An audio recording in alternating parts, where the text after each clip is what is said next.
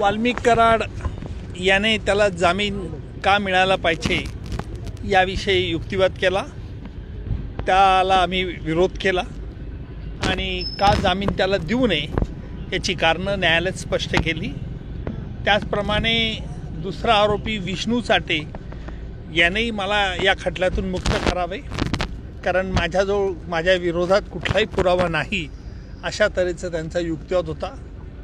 त्यावर आम्ही न्यायालयाचं अनेक पुराव्यांकडे लक्ष वेधलं आणि त्याच्या विरुद्ध काय पुरावा आहे याची सविस्तर माहिती न्यायालयाला मी दिली।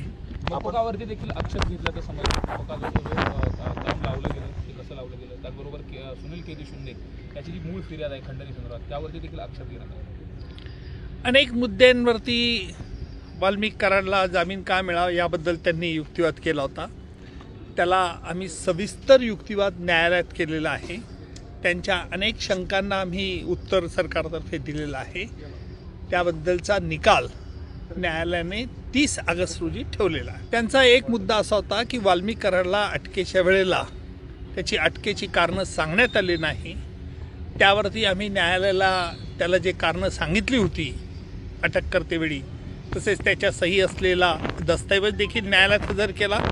त्याचप्रमाणे वाल्मिक कराडचा जो जवळचा एक मित्र होता त्याला देखील अटकेची कारणं आम्ही दिली होती। त्या संदर्भात आम्ही न्यायालयाचे लक्ष वेधलं आहे। सुनील शिंदे यांच्या मोबाईलमधली जी ऑडिओ क्लिप आहे आणि त्यावरच सगळा बेस होता, ती त्या दिवशी रेकॉर्ड केलेली नाही, ती नंतर रेकॉर्ड केलेली आहे आणि ती त्या मोबाईलमधली नाही असा देखील युक्तिवाद आरोपीच्या वकिलाने करण्यात आरोपीतर्फे असं म्हणण्यात आलं होतं की सुनील शिंदे याने जो वाल्मिक कराडचा मोबाईल फोन रेकॉर्ड केला होता किंवा त्याचा जो व्हिडिओ घेतला होता हा त्या तारखेला झालेला नाही।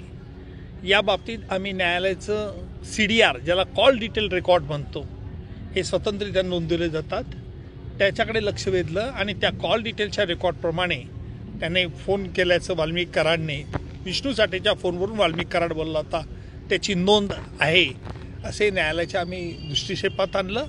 तसंच त्याच्या फोनवरती का झाला नाही या संदर्भातली जी कारणं असतील ती प्रत्यक्ष पुराव्याच्या वेळेला संबंधित साक्षीदाराकडून घेण्यात येतील। विष्णू चाटे याच्याविरुद्ध खंडणीचा हा जो आरोप होता हा केस पोलिसांनी यापूर्वीच CIDने ताब्यात घेण्याच्या अगोदरच दाखल झालेला होता। त्यामुळे विष्णू चाटेच्या विरुद्ध कुठला गुन्हा नाही या म्हणण्याला काही अर्थ नाही।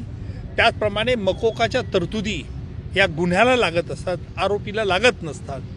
म्हणून विष्णू चाटे याचं जे गुन्हेगारी पार्श्वभूमी आहे खंडणीच्या बद्दल त्याने कशा रीतीने वाल्मिकला सहकार्य केलं, वाल्मिकचा कसा उजवा हात होता याकडे न्यायालयाचं आम्ही लक्ष वेधलं। जामीन अर्जावरती सुनवाई पूर्ण झालेली आहे। दोन्ही बाजूचा युक्तिवाद कोर्टाने ऐकलेला आहे आणि आता 30 तारखेला पुढची तारीख ठेवलेली आहे। जे काय कोर्टामध्ये आम्ही मुद्दे मांडलेले आहेत त्याच्याविषयी काही मी जास्त भाष्य करणार नाही, कारण ते न्यायप्रविष्ट आहे। त्याच्यावर कुठल्याही प्रकारचं भाष्य कायद्याच्या दृष्टीने आणि म्हणजे मर्यादेच्या दृष्टीने दोन्ही योग्य राहणार नाही। न्यायव्यवस्थेवर आमचा विश्वास आहे आणि पुढच्या तारखेला काय होतं बघूया। सर, तुम्ही प्रामुख्याने यामध्ये एक ऑडिओ क्लिप बाबत तफावत दाखवली, मी नेमकं काय कोर्टामध्ये झालेल्या कोणत्याही युक्तिवादाविषयी कोणतंही भाष्य करणार नाही, कारण ते कायद्याला आणि मर्यादेला दोन्हीला धरून होणार नाही।